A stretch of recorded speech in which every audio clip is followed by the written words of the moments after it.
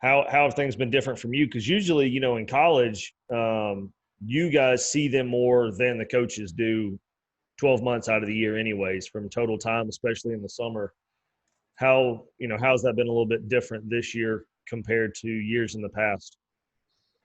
The way we've done things now is we got to have smaller groups. We spread them out. When we've been outside more this year than we ever have. We've been obviously lifted in the weight room, but we started this new phase outside, and we've obviously we have to practice a social distancing thing, which was different for us because we always one thing for us is just one thing that we always do to help build the culture is we talk about getting touches in between sets. Every time you pass by one of your teammates, either you give them some knuckles or dap them up or something like that. So that was tough for us to kind of like say, guys, don't touch each other, no high fives or anything like that. So that was different. We had to kind of reinforce not to do that, keep our distancing, and just being outside and wearing our masks.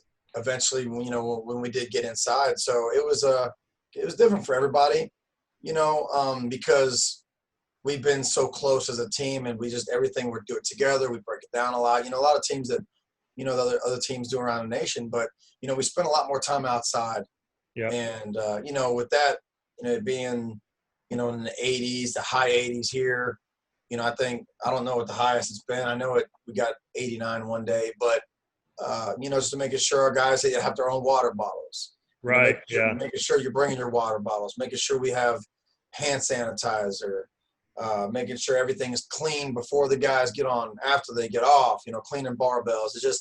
It's been a big change, but we've adapted, and the guys have done a good job of doing so. We just got to keep reminding them about the things here and there, but it's just, there's a lot different. But to answer your question in general, it's just we've been outside a lot more, and in the heat, it's a little different, so we try to have, a fan and fans going around just to keep air circulating and, just making sure the guys stay hydrated. That's the biggest thing because regardless of the weather, it doesn't matter. Like hydration is always an issue.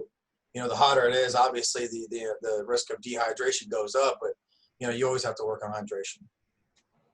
And has it made it more difficult for you to have to adapt to this? I mean, because obviously, you get in a rhythm of, all right, well, every end of May, beginning of June, this is the plan I always have set out. Now I have to change that plan. Has it made it more difficult for you, or is it just like, all right, well, I'm going to go over here to this other plan that I've always had, that we do in, I don't know, January or something? Well, the thing is, it's like there's what can we do? What do we want to do? And then what do we need? Right.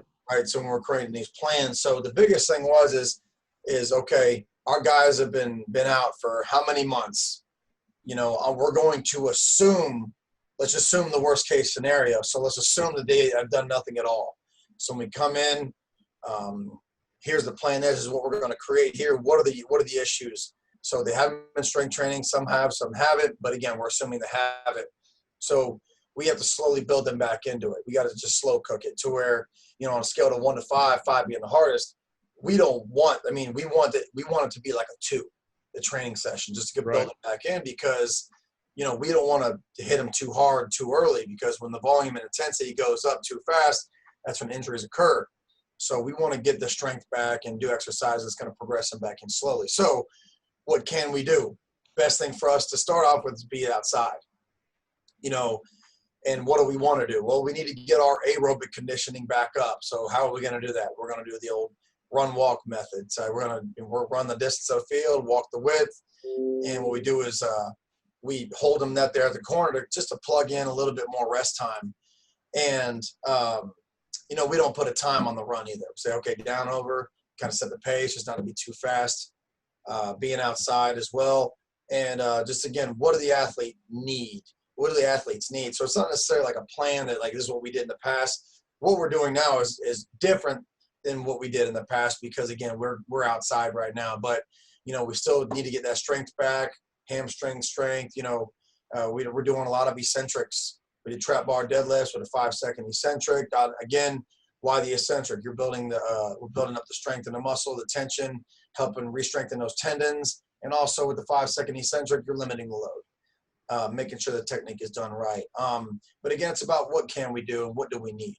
Those are the biggest things when I was thinking about we were thinking as a staff, putting this program together for the guys, and we can just build up from there. So week one, it started off really good.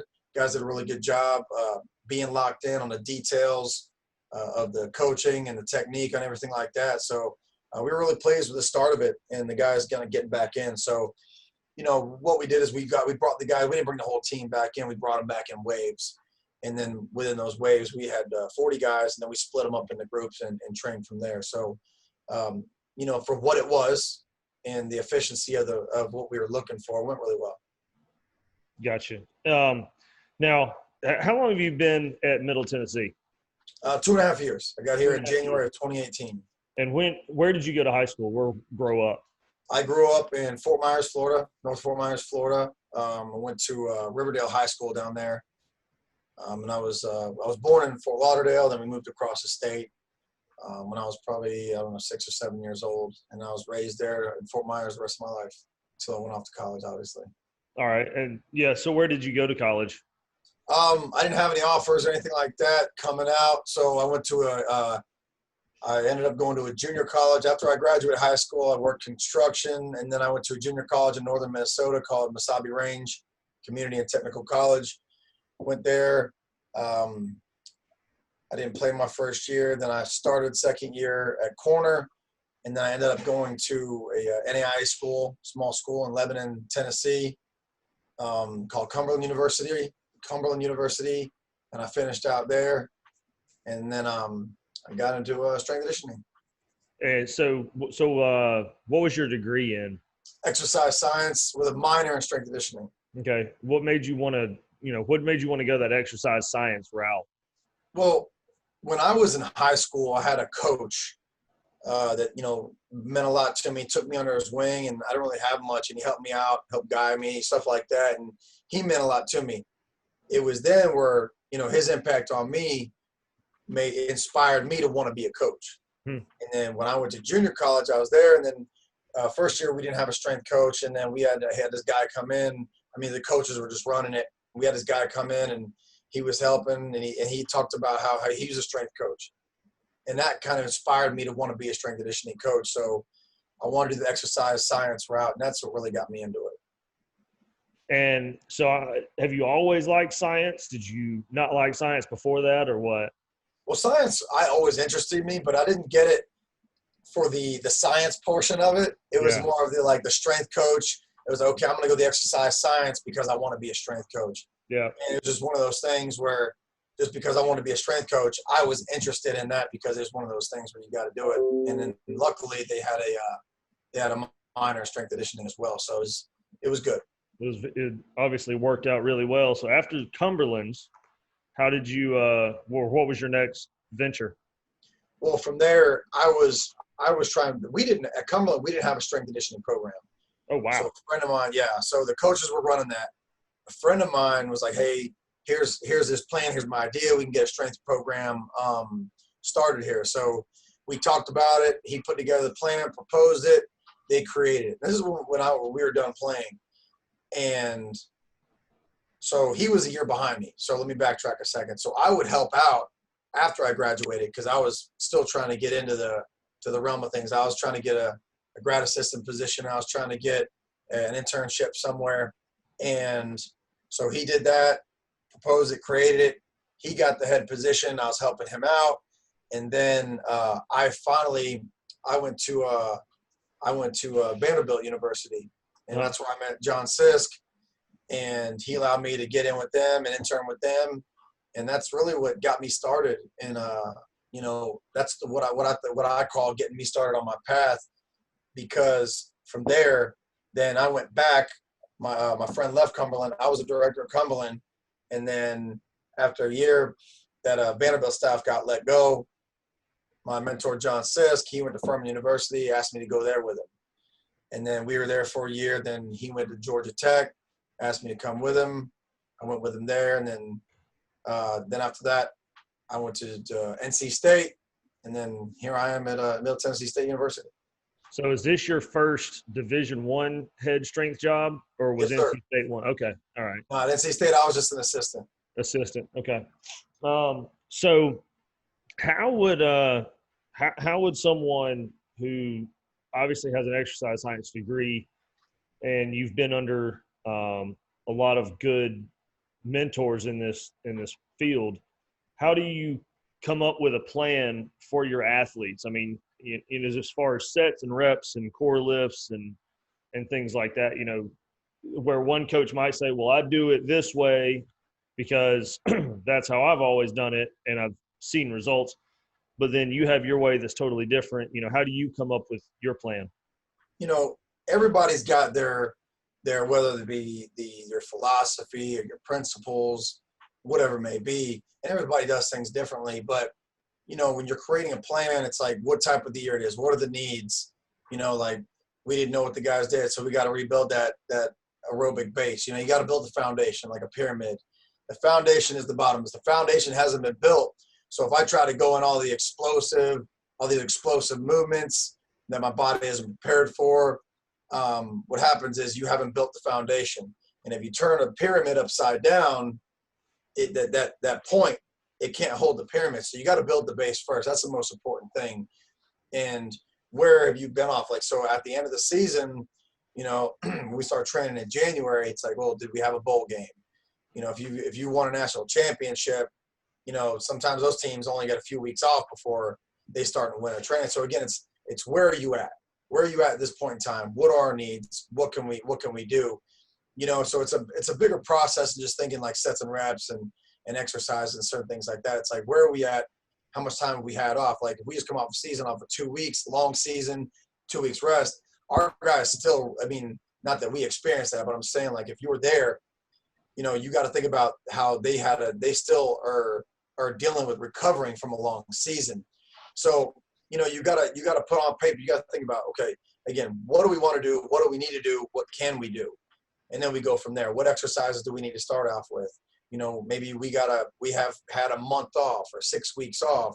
We got to rebuild that general physical preparation. So we got to get that aerobic base back underneath you, and you need to build that volume back underneath you so you can start working on the strength and the explosiveness that you want to get to. So like you see all these people doing these fancy drills on Instagram, all these kids want to do. Right. But if they haven't been prepared for that, the risk of injury goes up. So when you're preparing a plan, and again, it's like, what do we need? What do we want? What can we do? So what I like to do is I like to start them off with tempos, eccentrics.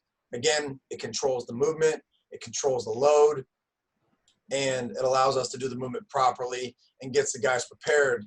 Because if you haven't been doing anything, even though we give you a plan, you go home. Let's just say you've been home for 6 weeks, 5 weeks, 4 weeks, and you haven't been doing anything. I come in and we drop, 5 sets of 10 at 60%. You may not be able to walk the next day.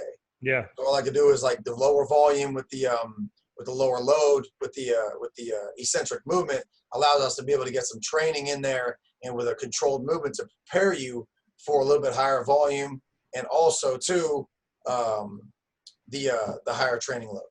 So can you explain what eccentric means? Because I know there's eccentric, concentric, and there's like a triad of those words. Can you kind of explain to the listeners what all those things mean?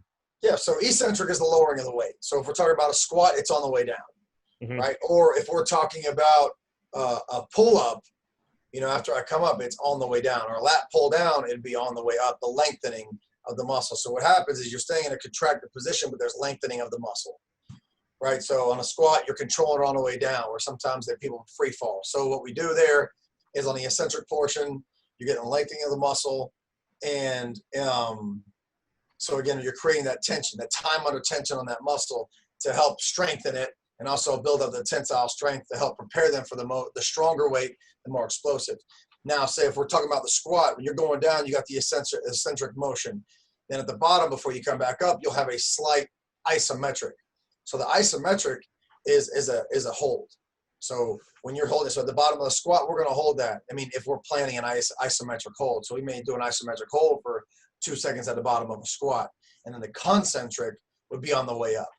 So you got the shortening of the muscle when you're going up. So like if you're thinking about a bench press on the concentric, you're locking it out. Or on a curl, it's when the muscle's shortened. But those 3 muscle actions we like to train. Obviously, you're going to have an eccentric portion of a movement. It's just the time that changes that. Thank you. Does that make sense? Yeah. And we do a couple of those in our weight room, especially with, our squats and our bench. But I know that in the strength and conditioning world, those words are not new, but they're starting to make their way into, I guess, kind of, if you want to say, like everyday weightlifting life for, us normal Joes. But those words are definitely starting to make their way into everyday life. So I keep swatting because these damn mosquitoes. That's okay, Coach. The bug guy came and sprayed today, and I guess he pissed them off and killed their home or something. But these things are all over my garage, and it's driving me nuts. So if I hit myself in the face or hit the computer or something like that, I promise I'm paying attention, but I'm trying not to, get malaria or COVID or some shit. I don't know. So when you're starting out that base and you're starting out that plan, what are your favorite core lifts to do for your players? Great question. So, we're going to work on cleans. But we're going to work on a variation of the clean. So we'll start with a clean is our explosive movement. But we'll do like a block above knee power clean. Again, to take the stress, because that movement and the full movement is the most stressful thing. Going from the floor is more stressful. So we'll work positions, but we started the power clean and work in phases down again, because that's a movement they haven't done. Each movement is a skill. So they kind of, even though they know it, it may be a little bit rusty. So we're going to bring it back. So we'll do variations of those, keep the load lighter. Some people do complexes. Now a complex is a series of movements that may be upright row, muscle clean, RDL, stuff like that, to help get some conditioning in or work capacity for those movements. But for the cleans, we'll just work the variations. We'll work on the front squat, and then we'll work on the back squat as well. Front squat, I really like it just because it helps the back squat. It's a great movement. You got to have great ankle mobility. You got to be able to bend to get into those positions. Again, we start all those with tempos. We'll do front squats, and it's just the meat and potatoes of things. We'll reintroduce, not reintroduce, but rework the hinge position. So we're going to get a squat. We're going to get a hinge, which may be an RDL, single leg RDL, some kind of maybe hip lift, some kind of variation there. So what we do is you just create this inventory, this library, exercise library you have. And then so we're okay, we got to bring in these, and then we'll progress these movements. But you can't get good at something you rarely do, right?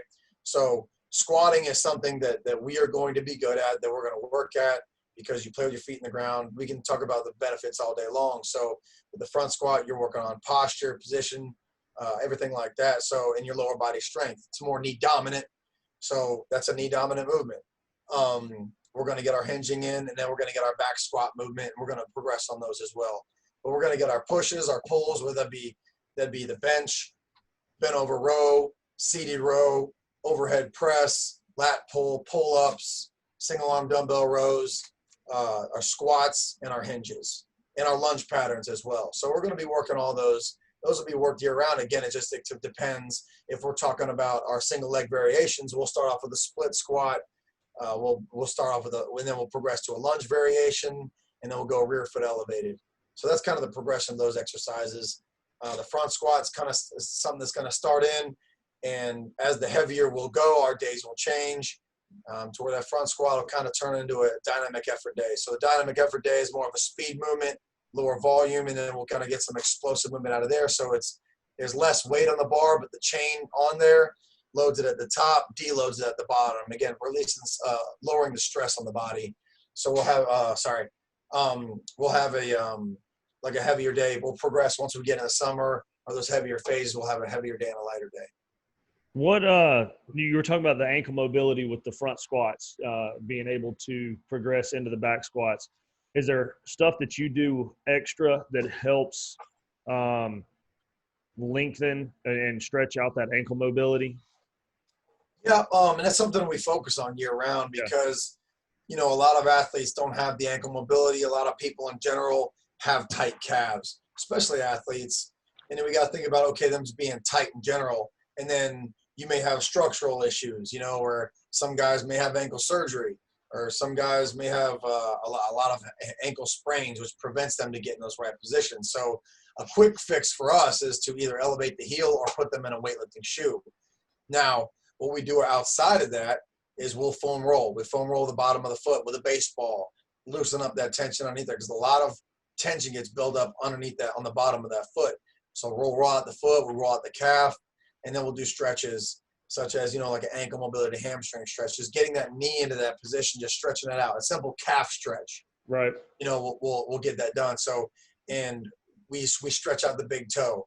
You know, get extension of the big toe because everything affects the chain from the bottom up. So, you know, how can we get the most out of this? And that's not just focus on one area, but the whole chain from the bottom of the foot up the back of the calf, and that posterior chain. So it's just something that we work on a lot, and we do different variations of rolling, soft tissue exercises, and stretching.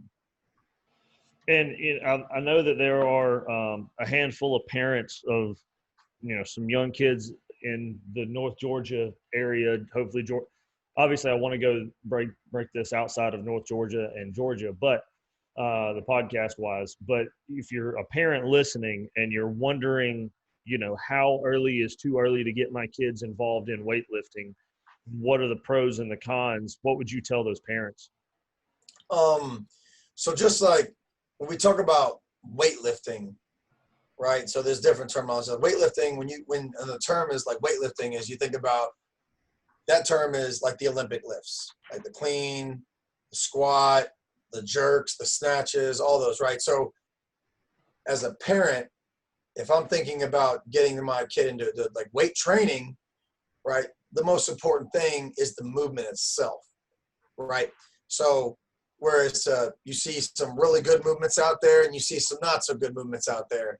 So as a parent, it's like, well, how do I know what's right? How do I know what's bad? How do I know what's good? So you'll have to decipher. Basically, you can do your research. There's so much research out there nowadays. And we have this powerful tool called Google. And you can Google anything and find videos and resources that you need. But it's easy for someone as a parent or anybody in general to say, hey, you know what? I know this guy. He's a trainer. Good thing I'm just going to give my son to him. But we should all do our research. Because what do people do now before they go and buy things? They go on Google, they look at reviews, right? So in your mind, you have an idea of what a good strength coach is, you know, and I'm sure that anybody can look at a squat, or not anybody, but a lot of people can look at a squat, and if it looks bad, they're like, whoa, that's bad. You know, so the movement's the most important thing, because if somebody does something wrong, you know, it can hurt their back, their knees, they can get hurt doing it, but you don't want to be hurt doing that. So one, the most important thing is programming the movement the right way, because if you can do that on the front end, it'd be so much better on the back end, right? So the quality of the movement, most important thing. Then what you need to do with them is to start with body weight. Start with body weight. You know, and a lot of kids now, it's like the PEs, like kids now come to us with, I guess, less general physical preparation, meaning they don't go outside and play as much anymore because they're always inside playing video games and whatnot. So simple movements at that young age, like skipping or ladder drills would be good, but just simple skipping, hopping, jumping is really good. So body weight squats, body weight lunges, and learning how to land, learning how to jump. Everybody always wants to teach somebody how to jump higher, but nobody wants to teach them how to land. Landing is the most important thing. That's what landing is, where people get hurt. So we have to teach those athletes how to absorb that force, and how to obviously regenerate it, but absorbing it and landing it. So what's the right position there? So I would say body weight squats, lunges, push-ups. Everybody always wants to get up under a bar before they learn how to control their body weight. So start with body weight exercises. And, you know, we talk about volume, doing 10s, 20s, so on and so forth, and then building that base underneath them, building that work capacity underneath them. So as you move forward, a lot of people now, they want to, I mean, I just see this a lot, is people putting people on their kids on the Instagram. Oh, my kid's lifting this way. Oh, yeah. Oh, yeah. Lifting all this weight. But That's not important. The most important thing is the movement. That is the most important thing. Does it look good? Does it look bad? If it looks bad, you shouldn't be doing it. Well, Right. what makes it look bad? Is it just the fact that is just not good at the movement, or is there too much weight on the bar? If they're under a bar, typically, lots of times, I mean, it'll be some kind of limitation, whether it be ankle mobility, hip mobility, flexibility, and then load on the bar. So once you get underneath the bar and start squatting, benching, whatever it may be, then you still want to add the volume on there. Because if you get heavy too soon, too fast, it's harder to rebuild that. So say I'm an 8th grader and I'm lifting a boatload of weight, like, well, maybe you lift a little bit too much too soon, and it's the movement's not that good. So you can build the strength. So if I hit a 10 RM or a 5 RM, let's just say 10 RM for this case, because we're working 10s and 8s, right? And I hit a PR at a 10 RM, great. Well, I can hit a PR again at a 10 RM, you know what I mean, without doing a 1 RM. When I talk about RM, I'm talking about rep max, right? And that way you don't have to go under that 1 RM, which is it's maximum effort. Right. And it's right? a lot heavier, and it's, a lot more strain on the body that Exactly. you don't have to do for someone who's still growing. Exactly. So, well, and some people say, well, doing a 10 RM, you got 10 chances to mess up a rep. Well, that's fine. But if it's in the right percentage range, then it doesn't have to be like on a scale to 1 to 5, a RPP, rate of concerted exertion, right? So if it's on a 1 to 5, 5 being the hardest, I can hit a PR at a 10 RM as long as it's a 2 or a 3. Right. But I didn't reach that 5. Again, building that volume underneath there. So if I'm in middle school and I'm training, okay, we're building the volume there. And then once you get into high school, then you can increase the intensity a little bit, and without doing max effort stuff or a max effort clean. Now, there's a lot of people do it the right ways, but that's just the way I see it, because as they progress in each phase of where they're at, they can continue to build on that load and add intensity instead of adding the intensity too soon. So do you think there is such thing as that, well, if I start my kid too early, it's going to stunt their growth? Is there any truth to that theory? Well, let's think about it like this. Now, this is just from what I've seen in my opinions to where. Well, and that's why I'm asking you, because you have a degree in exercise science. Yeah. So now what are we talking about? Can a kid start calisthenics? Like, I mean, children, they go out and play, and they used to climb on the monkey bars, and they do tumbling, just like rolling around. Like, body weight stuff will not hurt them. Body weight stuff, should not hurt them at all, because that's just your body weight. Right. If you got your kid, if you hold a young child, like, say, I remember one of my goddaughters was 4 years old, and I was like, okay, I was playing games around, like, got put her in a good push-up position, and she held that thing perfect, right? And then I was like, hey, see if you can, like, I showed her what to do, and she did like 5 push-ups, and I was like super impressed. Now my other goddaughter was 9 years old, and she couldn't do 1 push-up. Well, why is that? Well, the older daughter was bigger. And as they get older, that relative body strength goes down because they're not training strength, and they get heavier, right? So they can do body weight stuff as long as it's not, too much. Now, it's when you get them under the bar, just from what I understood, too early, and you load it too fast, is when you can start to do that. And again, if I'm over here questioning, if I'm a parent, I'm questioning, well, I don't know if I should do that or not, then play it safe. Yeah. And you probably should. But the body weight stuff, like the lunge patterns and whatnot, if you watch kids play, like, eventually they're going to do that. Like, nowadays people put their kids in sports at a very young age. They're teaching, they're learning how to run, they're learning how to skip, they're learning how to move, do dynamic movements. So they're helping build that work capacity. And so why not put them on like body weight movement, teach them how to lunge, teach them how to do body weight squats. And then later on, like, you can start to put them under a bar, like, say, like middle school or whatnot. But I think they need to be good at controlling their body weight before you put them under a bar. And if you do that, I believe that would be the best case scenario for success. Now, you can see some videos of these very small children doing Olympic movements, like cleans and snatches and jerks, and when you watch them do the movements, most of those kids have very good technique at it, and they've got a really good coach. Now, again, you can do the movements with the barbell like a muscle clean. You can teach a kid at a very young age to do a muscle clean and do it very technically, very, very well. Now, that's with a light bar. You could be with a broomstick. The broomstick's it's not a heavy external load. So if you have a light load like that, like a broomstick, or teaching them how to do the movements, that's not going to hurt them. So it seems to me like what you're saying is there could be some truth to that theory, but that's only if you're loading heavy weight, which those types of people that load heavy weight on their kids at a very young age are actually few and far between now. Like, when you and I were growing up, my dad started me weightlifting when I was like 8, I think. I don't remember ever maxing out with him until I was maybe 12. I can't exactly remember. But, he was teaching me form. He was teaching me technique. He was teaching me, where to put my hands on the bar of the knurling and put my, thumbs on the edges and things like that, and teaching me the why behind it too. And so I think that's one of my favorite parts when I'm walking around helping our strength and conditioning coaches. He'll teach them the technique, but then they'll, just revert back to a bad habit because they're a kid, they're a teenager. And so I love going in there and saying, hey, place your hands here. You're going too narrow. Because a lot of our kids, for some reason, like to go real narrow on their grip because they've seen somebody else do it. Yep. You know what I'm saying? And so, we have to remind them of placing their hands at the proper spot on the bar. And so it's fun to correct them in a way that's not obviously demeaning, but it's helping them become a better athlete and be a stronger human. But I think that's from my perspective, because I teach environmental science and physical science, but so I'm not in the weight room during the day, but during the summer it's fun to do that. And then obviously I have my track kids, but so it's fun to help them work out during after school in Definitely. track season.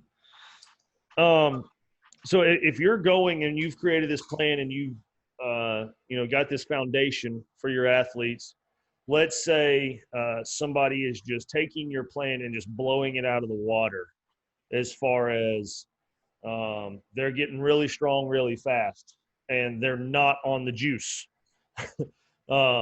What would you do to adapt to their plan? What would you kind of do to differentiate and big buzz education word there, woohoo, differentiate. But what would you do to kind of change their plan? Say, hey, you're obviously getting a lot stronger, a lot faster than maybe the guys in your group.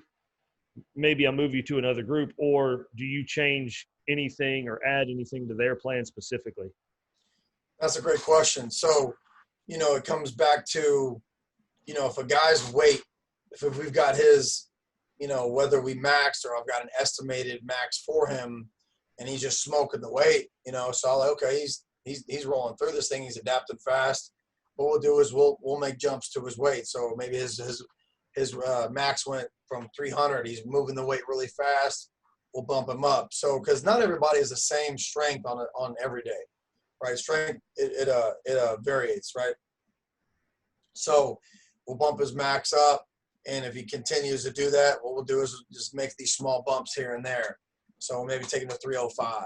Okay, man, he's been rolling with that. We'll take it to 310.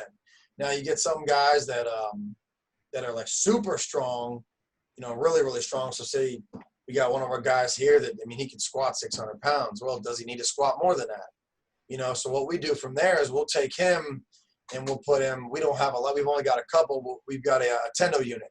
And what that does is a little device, and it hooks onto the bar via string, and the speed of that bar gives us the speed of how fast he's moving it, right? So what we do is we'll put them on that, and that way we don't have to just keep putting a load on the bar. We can say, okay, this is the speed range that we're looking for, and we want to make sure that we're in there. The awesome thing about that is that dictates the load. The speed dictates the load. So it's not about putting more weight on the bar. It's how well does he move it? Because let's just say, okay, we want to be in the 70 to, let's just say 75% range. Okay, we're going to look between the speed today and say if he's like super fast, That means he's fired up, he's ready to go, he's feeling good, so we can move the weight up. So we want him to be in that zone. Or on the flip side of that, if he's not having a great day, didn't sleep good, he's depressed, just not feeling great, and the weight's moving too slow, then we drop the weight. Mm-hmm. So therefore, that guy, like, he's super strong, so then we change the weight. And it's not so much about the load, now it's how he moves it. Yeah. That's good. That's like a way that we can do that if a guy's really adapting and he gets to a level of strength, like, well, he doesn't need to squat 650 or 7. Now we just need to move a little bit faster.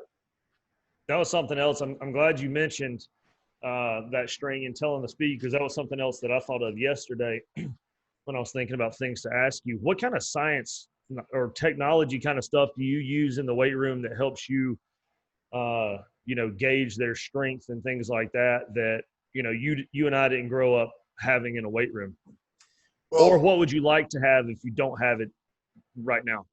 Well, we have a couple of Tendo units. Uh-huh. I would love to be able to have one for every rack, so every athlete could train with a Tendo unit, because that's an easy way to auto-regulate. So when I say auto-regulate, it's basically what I was talking about a minute ago. So if a guy comes in, he's on fire, he's moving the weight. Okay, let's stay in this speed range. But let's just say each set he just gets fired up, and as you do more sets, your nervous system's going to get ramped up. And as long as that keeps happening, we can put more weight on it. You know what he does? You can do all 3 reps in this rep range, then we're going to bump it up. Okay, if you only get 2 reps out of the 3 in this rep range, or 1, we're going to stay right here. Or if he can't reach that speed, we'll drop it back down. So that's the fastest way to auto-regulate our guys, to make sure they're staying in the right training zone, in the right percentage. And I would love to have that. From a conditioning standpoint and running volume standpoint, we use Polar Team Pro. And a good thing about that is that gives us heart rate. It gives us heart rate, and it gives all the cuts, the accelerations, decelerations, training load, and it gives us our running volume too. So that way we can hone in a little bit more and get more specific on our high speed running, on our conditioning with our volumes. We can watch immediate feedback on heart rates. And that, because what we do now, since the guys came back, we had heart rates. We don't have heart rates for every single player, or heart rate monitors, but we put it on guys, and we can base that off of our conditioning. So, hey, we're coming back with conditioning, and just to play it safe, we're going to dictate our rest intervals on heart rates. So if guys come up, say they reach, 80, 85% of their heart rate, okay, we're gonna bring it back, give them full recovery in between. Typically, a safe bet would be a 1 to 4. So if we're gonna work for 15 seconds, depending on the intensity of it, which we weren't that intense when we came back, we're gonna rest for 60 seconds. You know what I mean? So just like a 1 to 4. So in conditioning, obviously, it's not gonna be that intense. So what we did in this case is we let their heart rate get back down to about 60%, and then we let them go again, just to see where their level is and get an understanding of it. So the heart rate monitors are huge, just to see where guys at, because that'll also let us know. So say we come in and we got a couple guys conditioning, and their heart rates are a little bit higher than normal. They'll ask them, hey man, or how hydrated are you? I didn't drink that much water. Okay, so you could be a little dehydrated, which could, we can stop that right then and there. So that prevents a soft tissue injury or overheating, get heat illness, stuff like that. It gives us immediate feedback to make sure our guys in the best situation possible, and we're not overexerting them on the front end. And then for running volumes, well, obviously, in camp we have, we get this certain amount of volume each week, and we want to, that's going to help us prepare them for camp building up to it.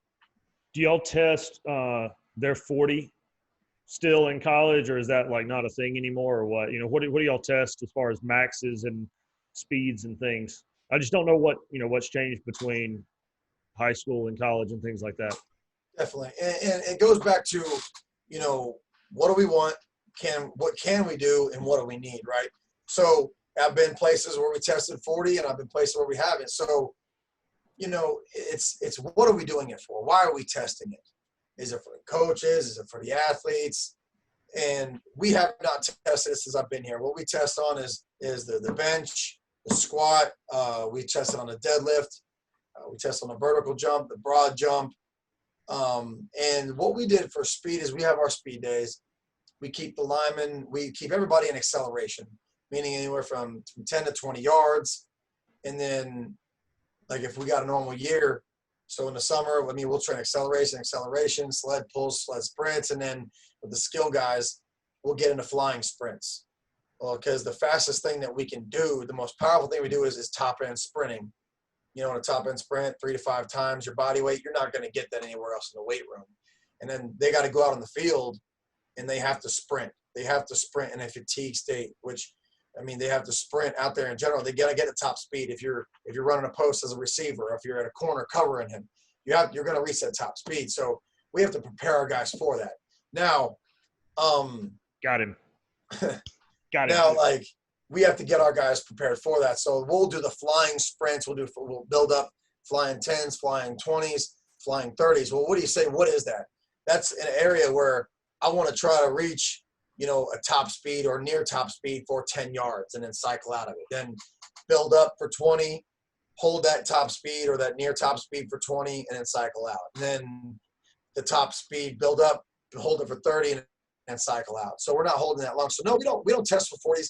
What we want to do is my philosophy on that is I want to get the guys prepared to sprint at a high speed and do it well. Again, so we've had certain guys that, you know what, you're a little bit too tight right now. Your mechanics are off right now.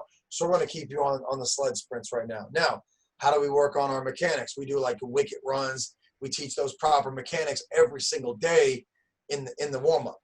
And then we'll prepare them for that. So we don't want to take somebody directly into something they haven't been prepared for, they haven't been working towards. So I know that's a long-winded answer.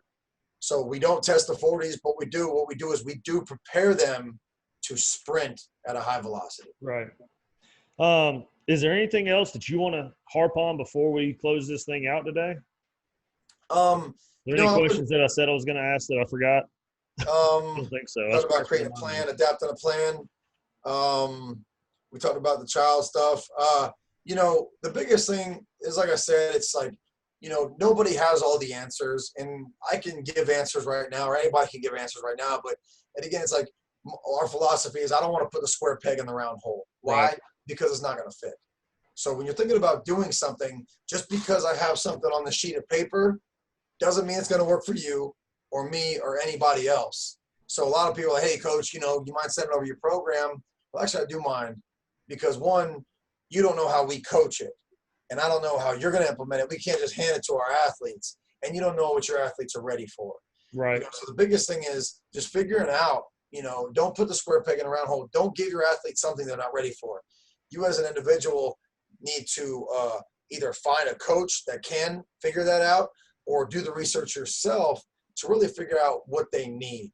Because a lot of times people just see stuff on Instagram or they hear stuff or word of mouth, like so-and-so is good. Okay, well, I mean, he's going to be working with my kid. I want to know, you know, what they're doing. I want to see what they're doing. Yeah. Not that they don't know what they're doing, but that parent, it's your responsibility to take care of your child. Or if you're a coach, it's your responsibility to take care of that athlete to make sure they're in the right situation possible. And a lot of times we as coaches, we need to protect our athlete from themselves. Like, they want to go too heavy, too fast. So just really just focus on the movement. The movement's the most important thing, especially at a young age, all the way throughout. The movement, the quality of the movement is never going to change. So really focus on that and the health and well-being of your child, because, again, if you load too fast, you can hurt them. And if you mess up a back or if you mess up a knee or a shoulder or something, that's going to affect them for the rest of their lives. Coach, I appreciate it. Is there a place on social media where people can get a hold of you or kind of see if you put anything out there? Yes, sir. My personal social media is Coach Hick. Maybe Coach_Hick, Hick. We've got our social media page. It's MTSU Strength. Let me make sure that I get this right for you, just so I don't mess that one up. So MTSU_Strength. Gotcha. And then I'm also on Facebook. My name, Matt Hickmann. I post personal stuff on there. I post work stuff on there. You know, I try to post stuff out there for athletes to watch, whether it be strength content, And we're really big here on motivational messages and life messages with our guys. So we're always posting stuff like that on there as well. Just again, to make an impact on our athletes and our peers and just in general with anybody. Well, Coach Matt Hickmann, head strength coach of MTSU. Is it football or is it the whole campus? I'm over the whole program, but I directly just work with football. Say again. I'm sorry. I work directly over the whole program. I'm over the whole program, but I would just work directly with football. Gotcha. Well, Coach, I appreciate it. Thanks for coming on, and we'll talk soon. Awesome, Coach. Thank you very much, Coach. Last thing, I just want to give a shout out to my staff. Yep. I wouldn't be who I am or where I am without my staff. They say that you're only as good as the people around you. Rendrick Taylor, Joe he was McCarthy. A very large human being, by the way. He is. He is massive. So Rendrick Taylor, Joe McCarthy, Tyrell Brown, and Will Bryan. And those guys, I wouldn't be who I am. This program wouldn't be what it is today without those guys. Will you, when we get done, will you shoot me a text with their social media handles? And then so I took a screenshot of this, and so I'll do that, and I'll tag them in it as well. Yes, sir. Thank you so much, Coach. I really appreciate your time and having me on. All right, man. Thank you. Yes, sir. Have a good one.